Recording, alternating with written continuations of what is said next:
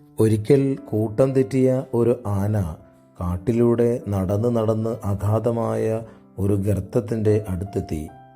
ആ ഗർത്തത്തിന് കുറുകെ വളരെ പഴക്കം ചെന്ന ഒരു പാലമുണ്ടായിരുന്നു.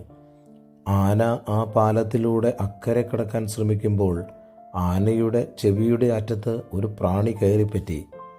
അതിനും അക്കരെ പോകണമായിരുന്നു. ആനയുടെ ഭാരം മൂലം പാലം കുലുങ്ങാൻ തുടങ്ങി.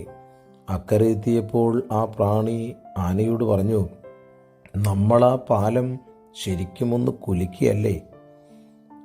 കഥയിലെ പ്രാണിയുടെ ചിന്താഗതിയാണ് പലപ്പോഴും നമുക്കൊക്കെ. നമ്മളാണ് എല്ലാം ചെയ്തു കൂട്ടുന്നതെന്നുള്ള തെറ്റിദ്ധാരണ നമ്മെ അഹങ്കാരത്തിലേക്ക് നയിക്കുന്നു. ഞാൻ എന്ന ഭാവം ഇന്ന് നമ്മെ ഭരിക്കുന്നു, നിയന്ത്രിക്കുന്നു.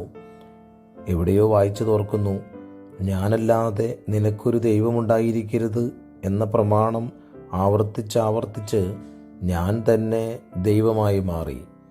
എല്ലാം നമ്മുടെ കഴിവുകൊണ്ടാണ് നേടിയതെന്ന് നാം അഭിമാനിക്കുന്നു. കൊറിന്ത്യസുകാർക്ക് എഴുതിയ 2-ാം ലേഖനം 10-ാം അധ്യായം 17-ാം വാക്യം ഓർമ്മിക്കുന്നത് നല്ലതാണ്. അഭിമാനിക്കുന്നവൻ കർത്താവിൽ അഭിമാനിക്കട്ടെ.